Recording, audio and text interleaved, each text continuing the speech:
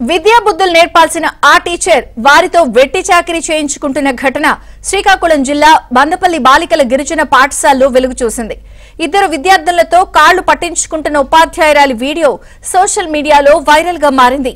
ఈ ఘటనపై స్పందించిన Seethampeta ITDA PO Pawar Swapnil teacher కు షోకాజ్ నోటీస్ జారీ చేసి విచారణకు ఆదేశించారు. అయితే టీచర్ మాత్రం కాలు బెణికిందని ఇద్దరు విద్యార్థులు సహాయం చేస్తున్నారని చెబుతున్నారు.